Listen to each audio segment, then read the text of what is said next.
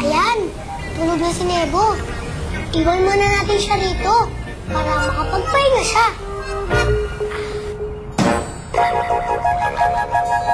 Tara!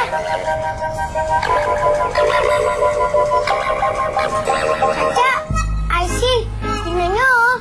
Hiniram ko to sa library. Inisit ako. Wow! Pahiram naman namin sa oh. Sige. Tingnan mo RC oh. Tungkol din pala ang libro na ito sa pagiging masinurin. Oo nga no. Kuya Buboy, RC.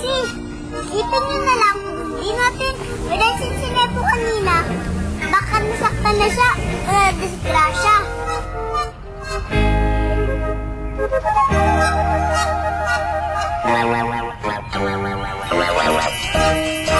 nga, kung inisip natin ang paglalaro, isa sa kanya, baka napahamak siya. Tulad na ng mga batang nakilala ko. Dating pasaway at di nakikinig. Pero ngayon, masunuri na.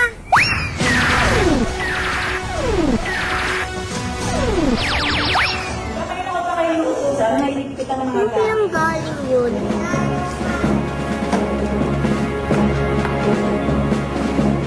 Computer, ipakita mo sa akin ang nangangailangan ng tulong ko.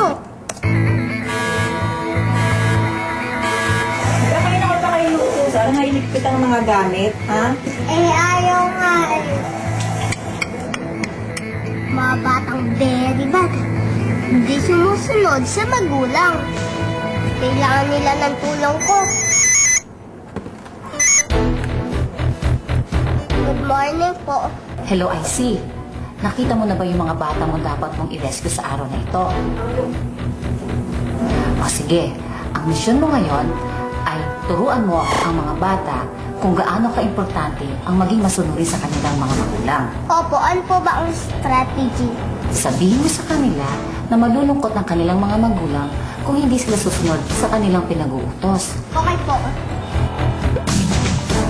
Pulinis to the rescue!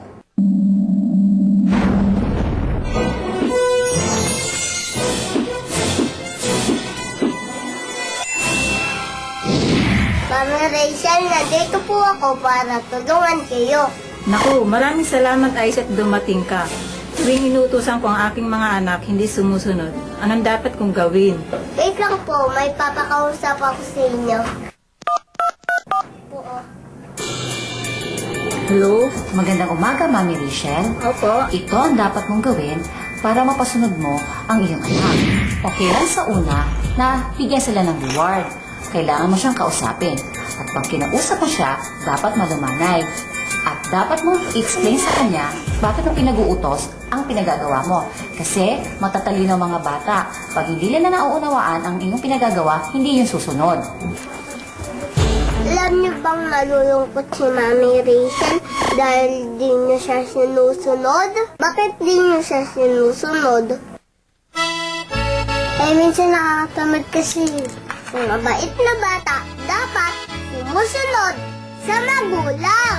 Dahil lahat ng sinasabi nila ay para sa kabutihan natin. Ganun ba? Oo, at mapapasaya niyo pa ang magulang niyo. IC, nakausap ko na si Dr. Annalyn. O mga anak, tulungan niyo ako magligpit ng kalat mo para mamaya gagawa ko na masarap na merienda.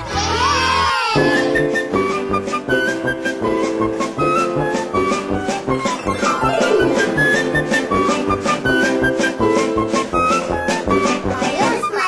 Ayos na! Linis tandaan, ang mga batang mabait ay masunurin sa magulang. Dahil naging masunurin kayo, ito ang paborito niyong merienda. Yay! Mission accomplished na!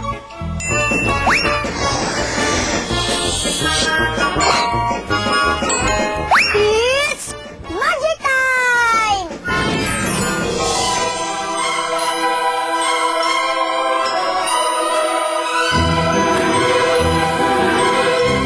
Meron tayo ditong takore, baso, tsaka mug.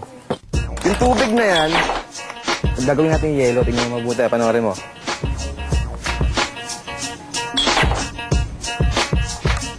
Hello?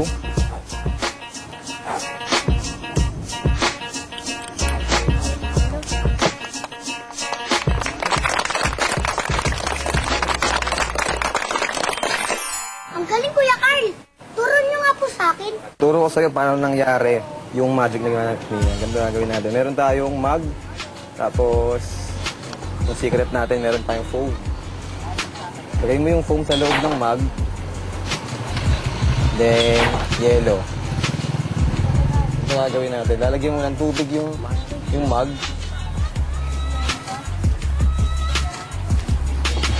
Then, blow.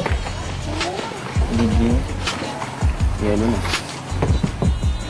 Huwag mong papakita yung yung foam. Kasi pag pinatama mo yung foam, marireveal na yung magic natin. Oo, makikita yung secret. Alam mo na.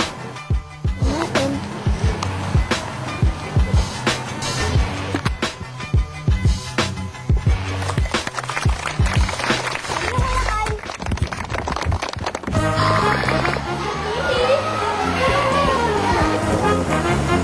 Excuse me. Kilala niyo si Rick Santos? Saan ko siya makikita? Nakita niyo ba si Rick Santos? Pag tayo napuli,